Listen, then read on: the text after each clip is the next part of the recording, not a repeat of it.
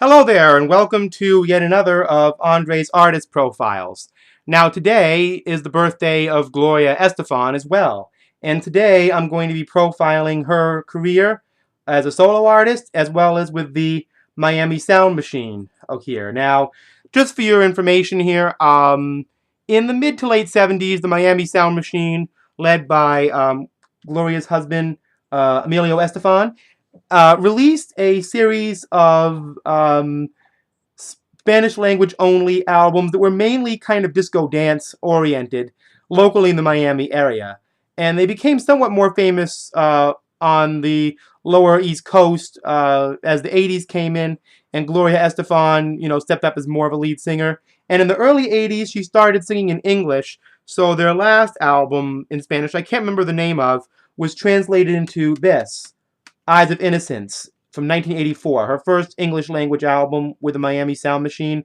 Now, this is actually a hodgepodge of their Spanish language albums from 1982 and I think 84 or whatever, but anyway, this album contains a great song called Dr. Beat, which is one of the funkiest things I've ever heard them do.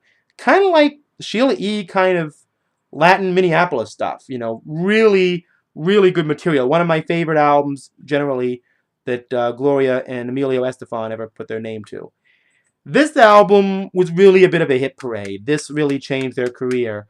Conga became a huge thing, introduced some form of Cuban freestyle electropop to the MTV generation, and really brought some much needed ethnicity to that video network, which was previously known for kind of ignoring that aspect of the music world. And there was another hit single on here called Bad Boys, which was actually speeded up for a bit of a single version. And another great song called Words Get in the Way, which was a big single for them. But I also love Mucho Money on this album and Movies. This is Body to Body. This is such a great album. Even the hits are great. Even the non-hits are great on this one. Another album of hers, I believe this came out in 1987. The big hit on this was Rhythm Is Gonna Get You, which was a fantastic hit. And 1, 2, 3, 4, and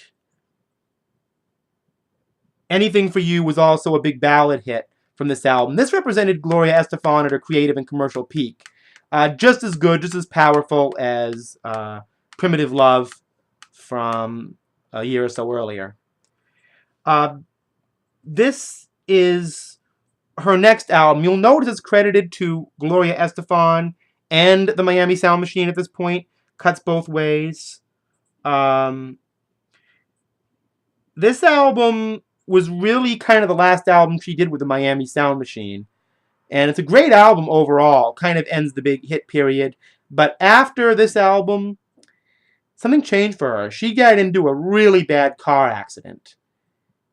Actually, it was a touring accident. And she almost lost her life. And it profoundly changed her. And that's when she released her solo album, Into the Light, in 1991.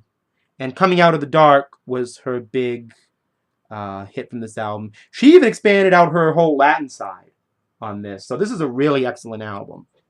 Speaking of Latin side, in 1993, she returned to all Spanish work with Mi Tiara. Now this is a beautiful and elegant album, even though I don't always understand the lyrics because I'm not astute in Spanish as I should be, being Puerto Rican in background.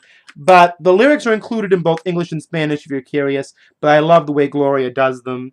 And this is just a really beautiful Spanish-Cuban big band pop kind of record. This is an album of covers, I think, that she actually did in 1994. I haven't actually listened to this yet, but I've heard a lot of good things about it. Now, the majority of these albums I get at a local used CD, DVD store for $1. Her albums are really easy to find around here, and since they're almost always of good quality, if she's on it, I usually just pick it up. So, Destiny, Her 1996 album, another one I haven't listened to, but it's probably great. And it's Gloria Estefan, so. Her 1998 album, Gloria, this kind of returned her to her dance roots, so that's her 1998 album. I love her frizzy hair, reminds me of Melanie B from the Spice Girls, Scary Spice. I love that natural. Another one of her Spanish language albums, Alma Caravana, I believe the way it's pronounced, from 2000. And this album is actually one of my favorites of hers that she's done, called Miss Little Havana. And this album has a song on it called Hoochie Coochie, which embraces big band Cuban sounds with electro. I actually have heard the name for what this album primarily is, electro swing. You could only buy this album, and I believe you can still only buy this album from Target. It's a Target exclusive release. But if you have a Target near you, this is well worth picking up from 2011. Her latest studio album. She's got another one coming out soon of standards, but this is an album I love. So that's my collection of Gloria Estefan music.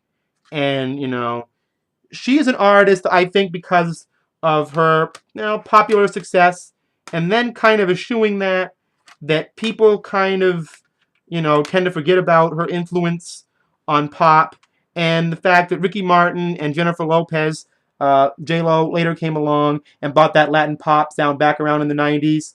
Gloria was a great innovator in that. So, happy birthday to Gloria Estefan, and the best wishes to her, Emilio Estefan, and their family, and their dog today. Buenos dias!